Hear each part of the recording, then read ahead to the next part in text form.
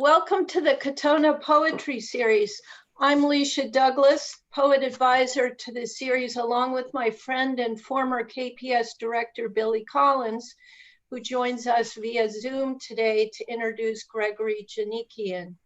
For those of you who are new to the series, we have operated under the auspices of the Katonah Village Library for 53 years, presenting the world's best poets in an intimate, informal, accessible atmosphere until the advent of COVID. With much help from dedicated volunteers, we were able to shift to a virtual format in 2020. We hope you enjoy the reading and feel inspired to join in the Q&A following Greg's reading. Please use the Q&A function, not the chat, on the screen for asking him any questions. I would like to say a few words about Billy before he introduces Greg. Billy has been a tireless, generous poetry ambassador for years, from his long teaching career to his service as both U.S. Poet Laureate and New York State Poet Laureate, to his peripatetic life of giving workshops and readings worldwide. He brought poetry to people of all ages and cultural backgrounds. Currently, he offers a popular daily Facebook poetry program, and his 13th collection, Whale Day and Other Poems, was published this past autumn. I am so pleased that he could be with us today. Take it away, Billy. Thank you, Leisha. And I must say just at the outset that it's a very special experience and pleasure for me to be back at Katonah, even though it's virtual. You mentioned 53 years, which is an amazing record for a poetry series at a local library that features only nationally known poets. I think I took over when it was in its 24th year and went for a while. So it's great to be back and see you, Leisha, and others. And I have these words to say about our guest, Gregory Djanikian. Gregory Djanikian is known to many as a poet of the emigre experience. True, he was born in Alexandria, Egypt, into an Armenian family, and many of his poems deal with being a stranger in this strange land of ours. He has a poem about the difference between a hot dog and a hamburger, about his first snow, and about an American city spelled the same as Cairo, only pronounced Cairo. His new book, however, Sojourners of the In-Between, shows Djanikian as more of a philosophical poet, I think, an existentialist who searches for meaning among the rich and varied imagery of the world. These poems are full of birdsong, stairs, bandages, doorways, stars, pianos, sheep, eyeglasses, newspaper, hummingbirds, ambulances, pizza, one egg, and a cat. As a poet, he proceeds not by rational probing, rather by feeling his way through what Emerson called the speaking language of things. His images not only delight us as we move from line to line, stanza to stanza, but these pictures of the world are examined for their unique truth, as if careful description might lead to a momentary clarification. Inside this wondrous clutter of the world's things is a man in a house, a man of windows and introspection. He looks everywhere for clues to the mysterious. He looks for meaning in the changes of the weather. He looks in a cupboard for what is missing in his life. Awakened from a dream, he wanders from room to room, feeling lost among familiar things. You're not alone there, Gregory. Even the self is its own mystery, which the poet keeps running into and tripping over in the course of his inquiry. He asks us for help in his search for the self. Someone come knock on my door, he writes. Let's see who's inside. As in Mark Strand's poems, the self has a disturbing tendency to vanish. The Djanikian self is seen as caught in the silence of its own astonishment. Of course, the mysteries will continue to be mysteries, to be mysterious, but his method, his way of searching is clear. And that's a good thing in a poet, I think, to know and respect the difference between what to be clear about and what must remain unknown. His philosophic hopes are high, often valorous, but he is always saved by a common image. Oh, forgive me, he writes, if I'm trying too hard to piece the world back together again into a smooth, impossible egg next to the frying pan. Teeming with images, these poems are also rich in scene and situation. The poet's wife sits in a field, calm as St. Francis, being nuzzled by cows. The poet forgives a latecomer to a concert. His mother climbs the steep back stairs to his house with the intensity of an heroic mountaineer. And if this confluence of poetic abilities were not enough, Djanikian also writes with an ear acutely sensitive to the music of English, as you are about to hear. In one favorite moment, he offers as an example of beauty an oil slick's satiny iridescence, the ravishing splash of orange in the smog-ridden sky.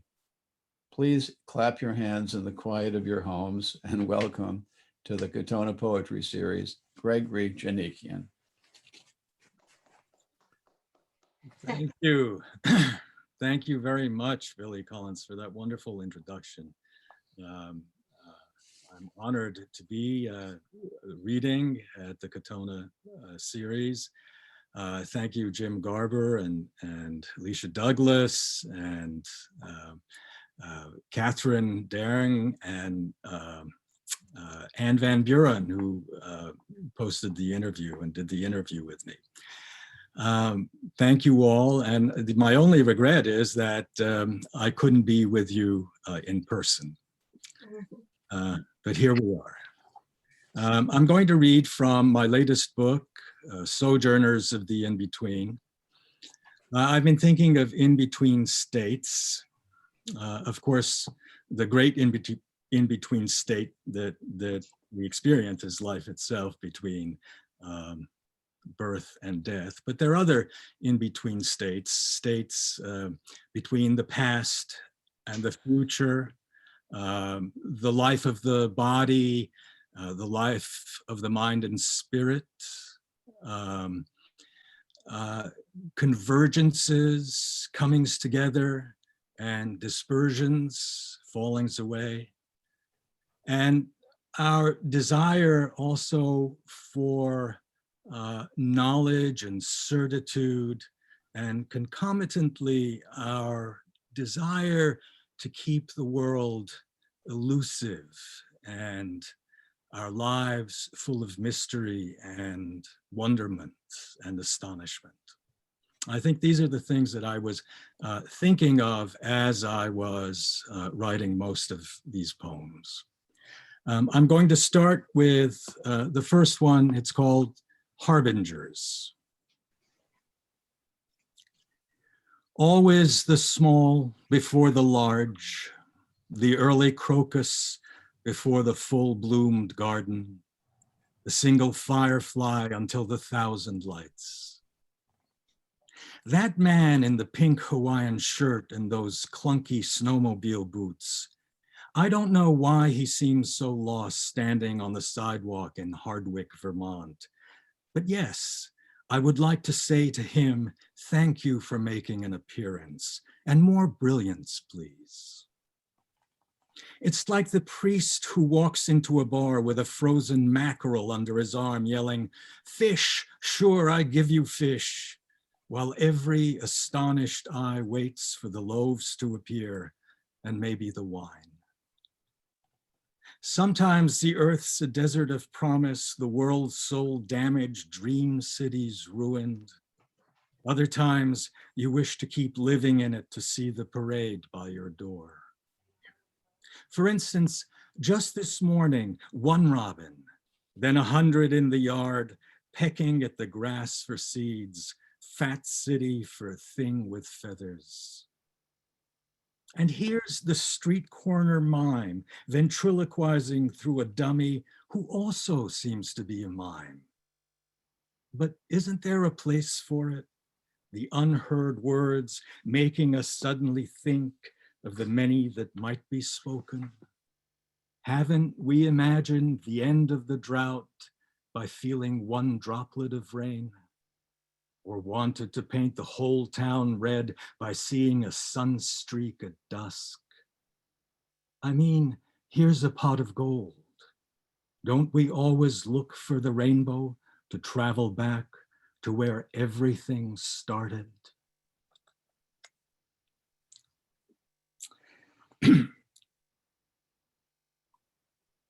I've been thinking during this pandemic how our species, Homo sapiens, how we are very delicate and vulnerable, and how the world sometimes tries to do us in.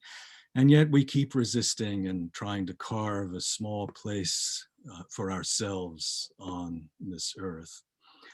This is a poem called "What We Don't Know Won't Kill Us, or It Will." Of course, there's Yellowstone, that massive, steamy volcanic churning underneath all the buffalo and bear, and the tourist cars lined up like tin cans. Meanwhile, the asteroids are whizzing by like warheads, missile-driven, nuclear, arcing over our tiny wooden desks. And here's an airplane coming in for a landing, or not. Down the street, someone is mowing his lawn and cursing the clover and crabgrass, and another trimming her rose bush whose leaves are already pockmarked, lacy, the beetles glistening like onyx. I've never said to anyone, look up, or put your ear next to the ground, it might change your life. Except to myself 100 times, but I keep forgetting. And here I am waxing my car just to see my reflection in the hood, floating above a vast array of piston, belts, combustive power I have no notion of. Whatever has a surface has a deeper meaning. This table, these chairs, this floor that holds me up without my asking. Today, I saw a man set up a canvas on his easel next to a faded barn, begin to paint the sky before anything else, and a quarter mile away, a woman was visiting a gravesite, laying flowers in the cut grass, both of them clearing a space so they could add to it, making what they wanted. I don't want to know everything, no purpose or fun in that, or puzzle. Sometimes the future is a deep blur from which we emerge, trailing clouds, not so much of glory, but appetite. Here's to the future. I'm washing the tablecloth from last night's party, and the wine bottles are clinking like bells, ring in the new. Whatever happens, we are here to say it happened, at least up until, which seems enough time to think about it.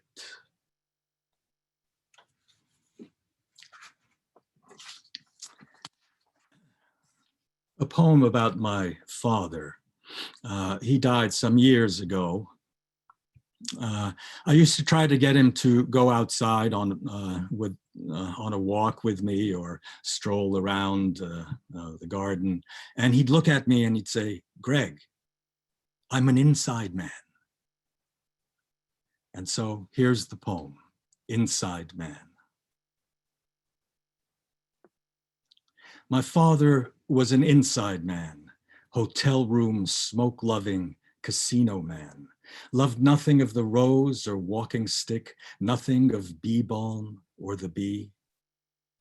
The sound of the rain falling was the sound of my father wanting to come in. The sound of the wind bending the trees was my father thinking asphalt roadbed, every possible hardness. His heaviest coat in any weather, the shortest cuts to every drive without grass or gardenias. Now I think my cat curling into a box must be my father. My dog disappearing under the bed must be his likeness. I throw my arms out. I sweep away closets, cocoons, crack the oyster open. My father loved the sounds of chips falling from one hand into another, the gurgle of liquor over ice. I'm an inside man, he'd say, wherever he was, adjusting his body to fit the dark, the light, the in-between.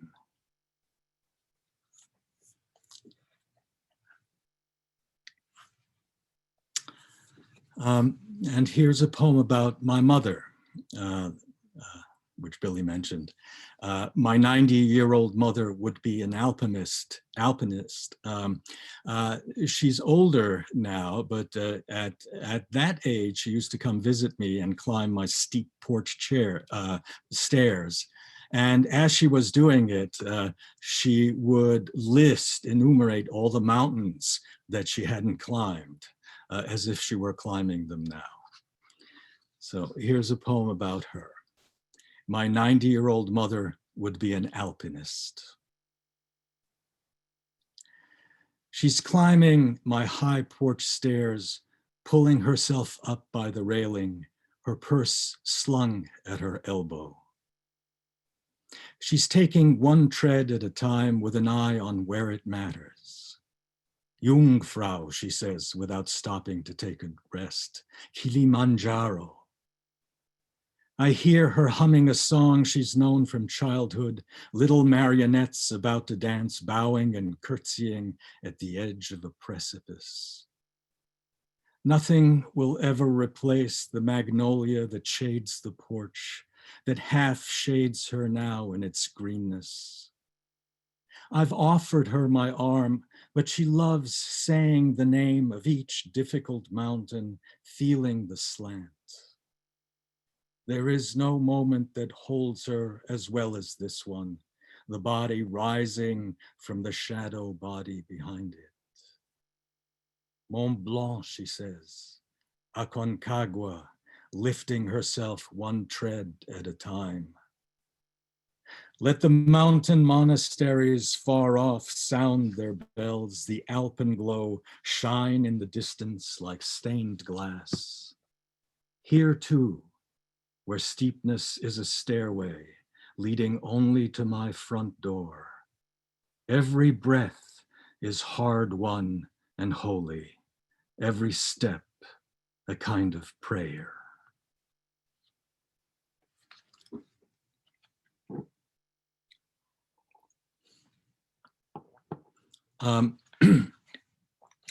This next poem I wrote before the pandemic, but I think it's very appropriate to read now, seeing it as it deals with being inside and being constrained.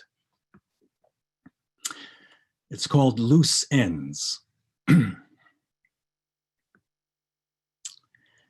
I've been pacing the afternoon like a high wire walker from room to room, counting the steps. Dear flying Walendas, help me reach out across the canyon of lost connections. Philippe Petit, speak to me as if I were your balancing pole. The letters I've written, let them send me back a sign they've been thumbed. Let the numbers I've called redial themselves till sunup. It's the neighbor's pickup driving away, pinging gravel with its tires. It's the geese barking the end of summer that's got me wishing for binoculars. The fall leaves are floating down as if they had something important to say to the ground. It's been Sunday here all week. I'm holding out for big box deliveries. I'm waiting in my soft-soled shoes for the dog to bark. Someone, come knock on my door. Let's see who's inside.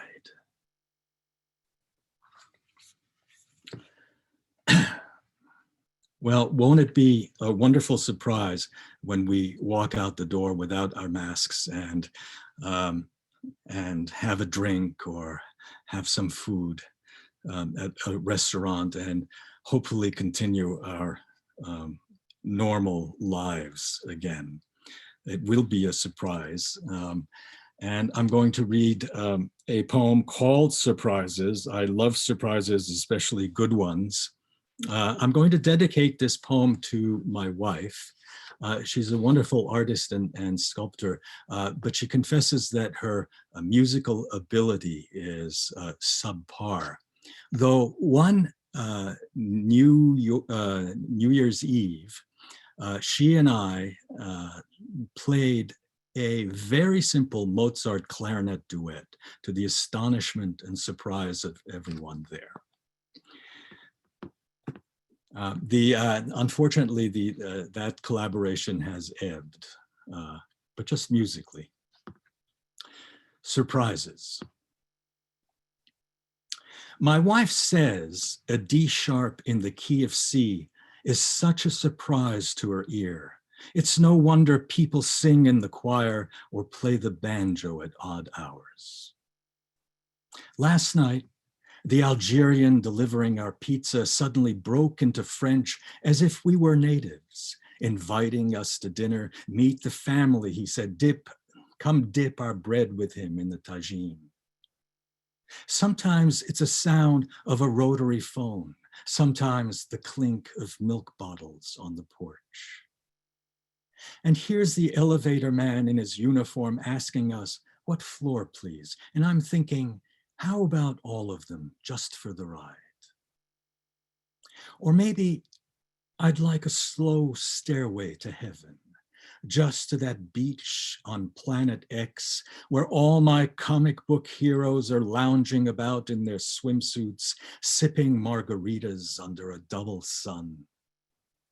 Surprises arriving from the recent future or retrieved from the great irreducible bin of the lost and found. But now I see my wife wearing her necklace of silver beads and almost nothing else. What a surprise. Oh, the present is unpredictable too, appearing sometimes in a blare of trumpets or as a soft buzz tickling the air. Which brings me back to that D sharp I'm actually playing now on the guitar in a song about diddy wah diddy and that great big mystery of love and sex and the life we try to unravel. Did I mention I'm taking lessons? Did I say I'm hitting that D sharp as often as I can?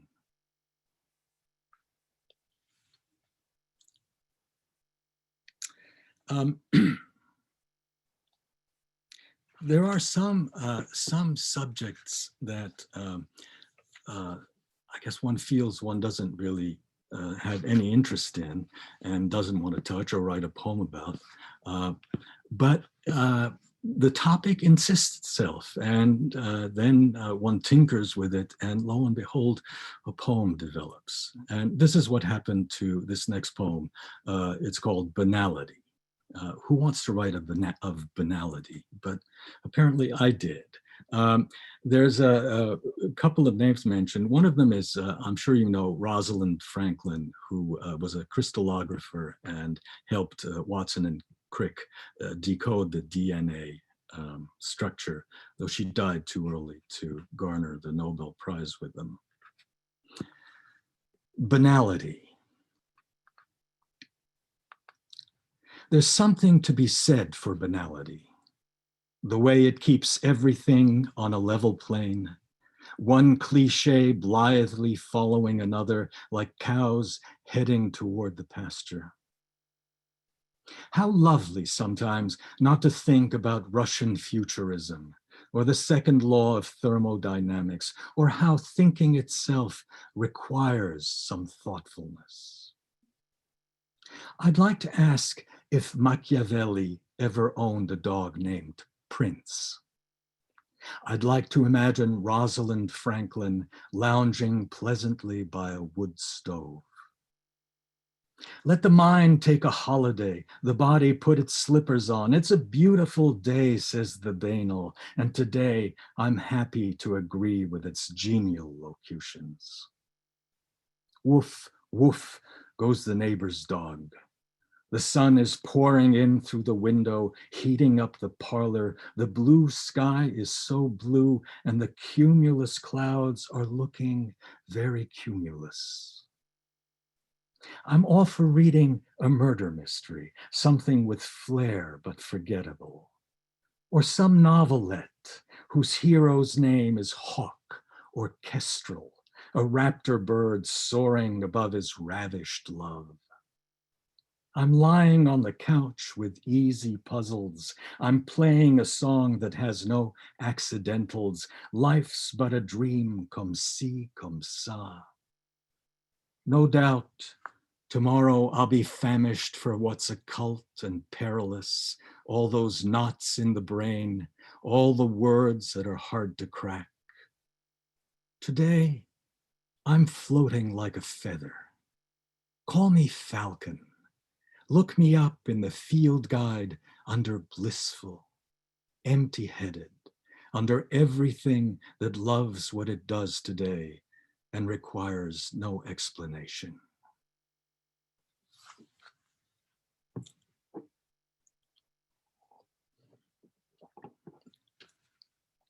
I'm sure you've been in this situation, as I have, when you're at a performance or at a theater or a concert, and you've done your due diligence and you've been on time and everything is set, and then some late person comes in and everybody has to rise in the row, and that destroys the entire atmosphere that's been created. And one becomes so angry, but the anger actually festers and one stews, and because of that, one might miss a whole lot that's going on. This is called "And Another Thing." Such dislike for the woman who's come late to the concert, making our whole row rise just as a tenor sax hits its high E flat. And now she's sitting next to me and texting, my God, during the drummer's lithe percussive rhythms, which are not my rhythms, judging by my heavy foot beats and my fingers bending into little arcs of stone. And I'm thinking of some way to annihilate her phone invisibly, maybe with a squint of my eye, and how lovely to imagine the stark O of her mouth, her pretty hands holding nothing but the air I allow her to breathe. Oh, most merciful zapper that I've become, father confessor for all her sins committed, impending, unthought of, her stubborn knees bent to the spectacle of my very unblind justice, which I'd like to take on tour now and then, accosting scofflaws, speedsters, unholy maitre d's, smug people of all sorts. And let's not forget the dry cleaner who's ruined my favorite shirt through some occult chemical mishap. And of course, this woman sitting next to me whose soft knit-covered ribs I'm trying hard not to jab my elbow into, but she's smiling now as if she'd rather be here than anywhere else, riffing with a pianist, moving her hips in time. And okay, maybe her lateness wasn't her fault. Maybe her husband needed a significant operation. Maybe it was poor Aunt Lavinia's texting her that the vicious dog she heard at the door was really my own little schmoozy. And shouldn't I maybe introduce myself to her, say what a grand concert this has been, judging from the thunderous standing ovation everyone's giving the band, including me, though Didn't the set list seem so short? Did they at least play Splenectomy Blues or Dry Bone Breakdown? And why are we all filing out when there's so much more to be mulled over, like an old song of the heart you've carried with you a long time, but can barely hear above all the noise? That was a performance that I missed, I think. I didn't quite home in on it.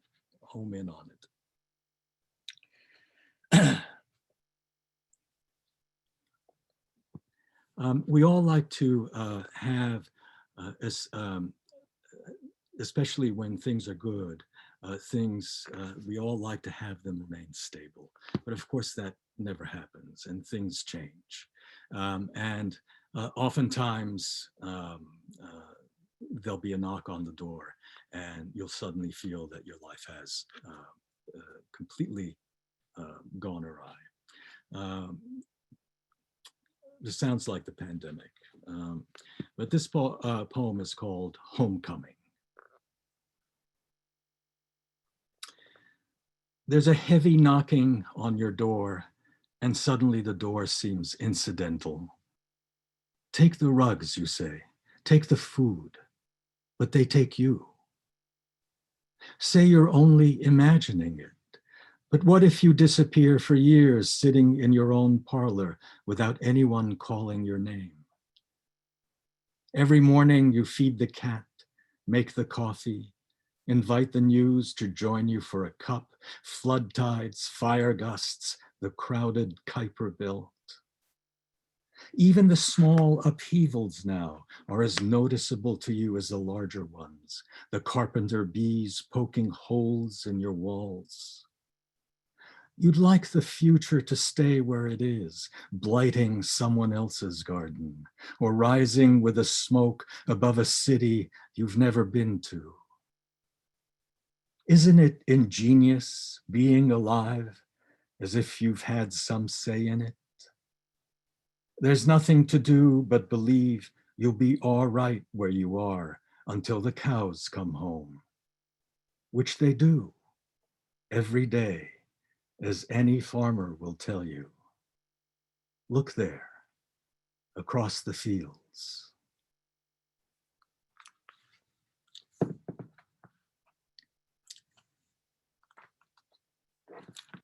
A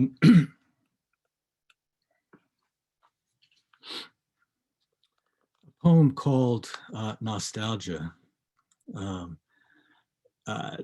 Nostalgia, of course, has a bad rap because we look backward when we are nostalgic and not forward. But I like mixing the nostalgia with the present and the future in this poem. Nostalgia. My days are billowing backward like smoke from a ship's funnel, and frankly, I'm in no rush for anyone to reach port. Nostalgia.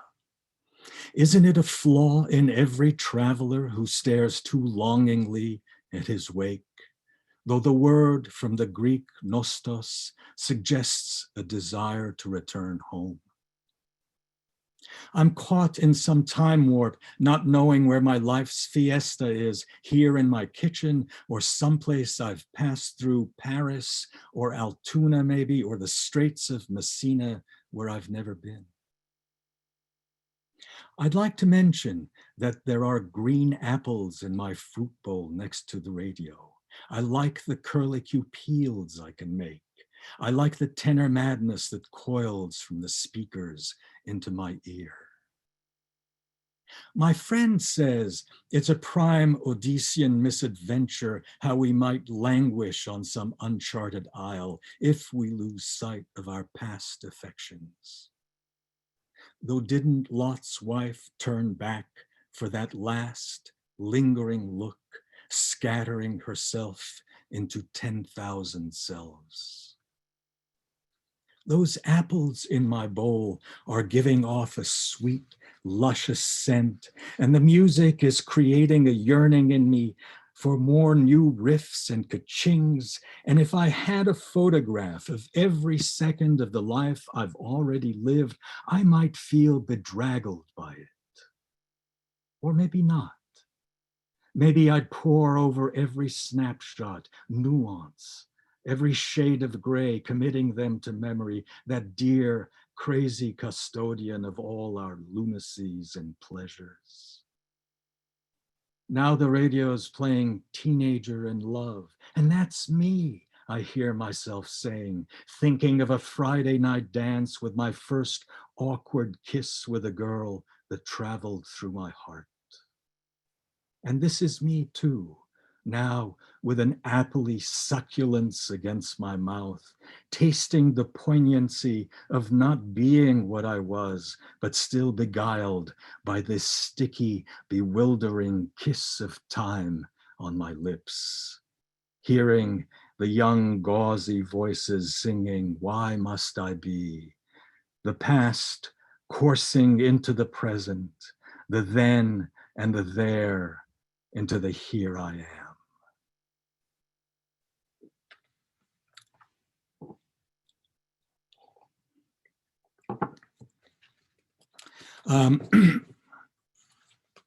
My house is filled with stuff, stuff from me, stuff from my wife, from our grandparents, our children, and it's very, very hard to get rid of the stuff because they seem emblematic of the people who own them or who own them.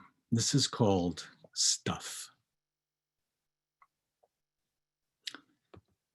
I'm packing up my son's toy trumpet, the one with the missing valve.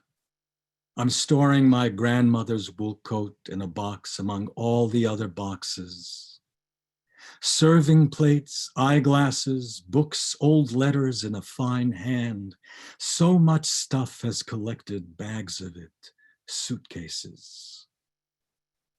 I'd like to know what Einstein kept in his satchel when he left Zurich forever. What Rosa Bonheur tossed out to make her workroom roomier. At night, I imagine the sheep I count are flocking in my basement. In the morning, I find two of everything: sugar bowls, newspapers, coffee urns. Somewhere, milkweed pods must be blowing away like froth. A kite is snipping its own taut string. I look at my grandfather's nightshirts hanging disconsolately in my closet. My father's thumbprints are on the accordion I never play. Generations unraveling, how many before the memory of the person is lost? Photographs of faces that have no names, billets doux that leave no addresses. Stuff of our days prolonging us. That pewter mug out of which he drank. The letter she wrote one morning as the fog lifted off the ocean and she thought of a flute playing.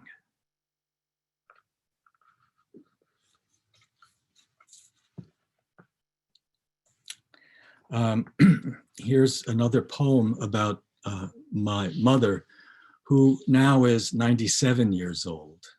And we have great talks about death and what she expects of it.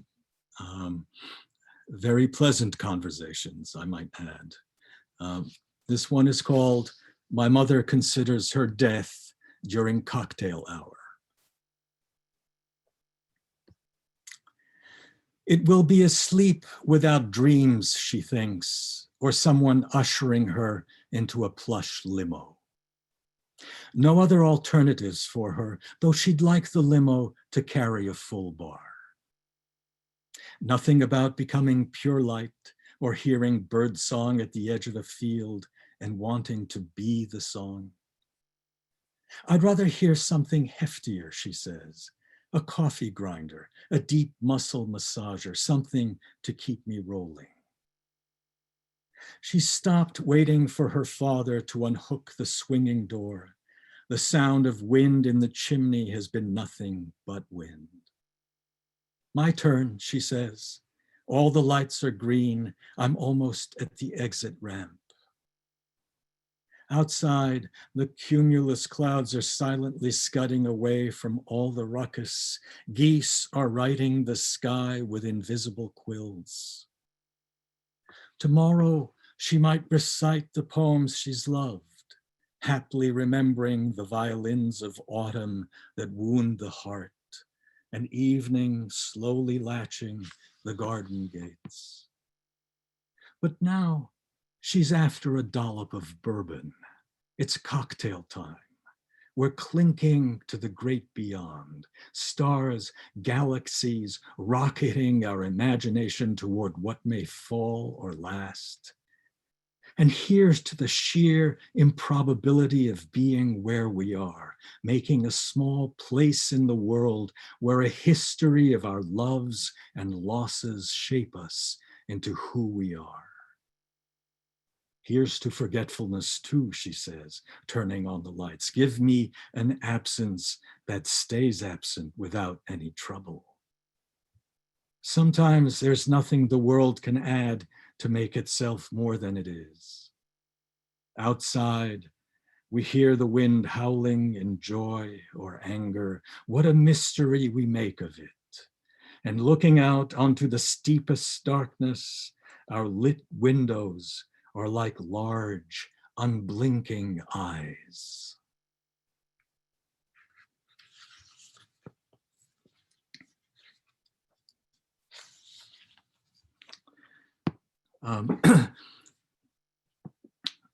I'm going to read a roost of turkeys. I didn't know until rather recently that turkeys slept in trees at night and then thudded down during the morning. And I've seen this happen, and it's quite a sight. Roost of turkeys, one of the lines has given me the title to the book. A roost of turkeys. They are dropping down from the apple trees, some 20 of them, wild turkeys in the early morning, winging softly to the ground, feathery, air-lightened, becoming such awkward trekkers of the earth, their vulturey heads bobbing with each step as if to say, yes, yes, to the copious world.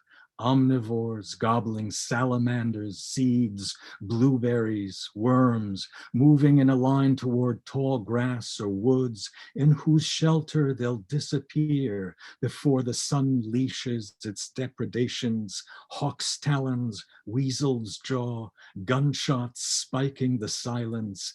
But how heartening to see them now, sojourners of the in-between, gravity-bound, bird-embodied, rising above us only to fall like ragged angels we meet in our dreams, half hoping they will keep scouring our fields, half hoping they will vault the sky.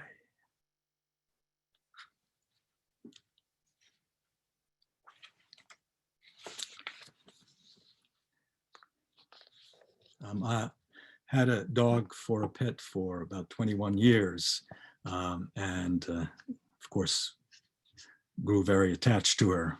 This poem is called Ghost Dog. And of course, as stuff is emblematic of people who own them, a dog's passing is emblematic of other passings. Ghost Dog. I dream she comes to me when it's cold and the windows are ice crackled and hard, and she snuffles at the linen sheets and licks the bedposts for the salt. I can almost smell the odor of wet fur, feel her breath along my fingertips. But she must be a shadow now in the moonlit field, or traveling an unwinding road, and all the rivers are one river for her, and all the woods without demarcation. Still, I've put out paper lanterns by the roadside, whispered her name into the bordering trees. Is there ever a goodbye that echoes back an answer? I stand at the window, tracing a line of ice as if it were a frozen river anyone might cross. Good night, old ghost. Good night to all that isn't here and all that is. In every bark I hear her bark. In every gust of wind, the sound of something passing on its way, unleashed and masterless.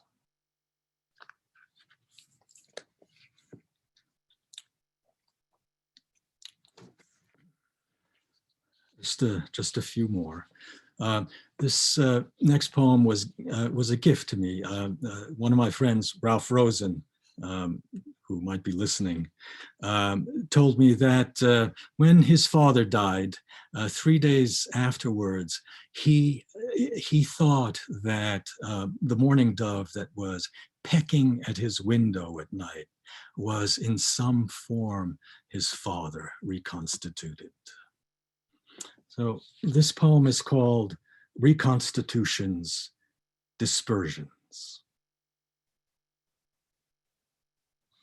There's an easiness in how the Black River parts around the rocks, then comes together almost as itself. Foxes deep among the trees, beetles underneath the stones. I'd like to sense them the way bees sense the ultraviolet shining in flowers, as if they were the flowers. I smell the earth in a handful of earth, touch the atoms I might one day be colluding with. I look at honeysuckle and think, goshawk. Finger a willow branch and say, lodestone. Maybe that loose amalgam I've called ghost might reappear one day as a mourning dove fluttering at night against my window. I, as in impermeable. How much of the elemental world has seeped into that slender vowel and become part of the alphabet of my body? The cold is pimpling my arms, and maybe a molecule of me might have been part of some plump goose 1,000 years ago. The air it breathed, what I'm breathing here. The river I put my hand into now. River I might become, imagining the feel of trout gill, fox tongue, taking me, drinking me in.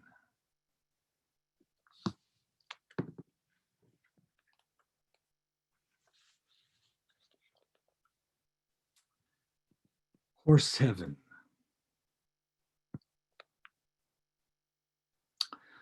One day I will cross this road into the neighbor's field for the last time and wade into the high grass as I would into water.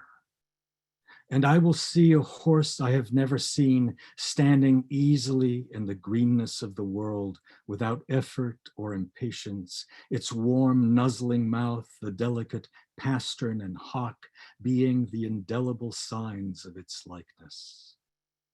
And I will think there is nothing but horse that could carry me to the edge of everything I have ever known, through any desert or alpine cold, its belly ribbed and hard, its haunches ropes of muscle. And should there be a sudden upthrust of wind, I will whisper to it a prayer of gratitude for all its watchfulness. And if the rain swells in a heave, stinging my back, I will take shelter under the great vault of its neck. And if anyone should ask what I would wish for in this field, where no one might ask anything of me again, I will say it is to be surrounded by the insistent odor of horse, to see its ears tuning themselves to the slightest sound, to feel as it must feel the grass growing noiselessly under the 4 dominions of its hooves. And the last poem I would like to read is called Thankfulness. And thank you all for listening. Thank you again, Billy, for that wonderful introduction. And thank you, Katonah, for inviting me to read. Thankfulness. I'm always swept away by jazz, the syncopation, the brushes against the skin, the bass lines running up and down the fingerboard like water. Even when I'm writing a letter of condolence or a poem of praise, trying to burnish a stubborn turn of phrase, here comes the thought of a saxophone riff climbing up my spine like sexy, insistent fingers I can't resist and don't want to. I have foundered on the clarinet, the blues guitar, taken piano lessons for 9 remarkably hopeless years, and no one has knocked on my door yelling, "You bet, baby, you're it." There are times you hope to be made better than you are, and sometimes it happens. The world takes a look at you and says, "You're due." Then sometimes everything ends up in a laundry chute or on a city street where no one bothers to pick anything up.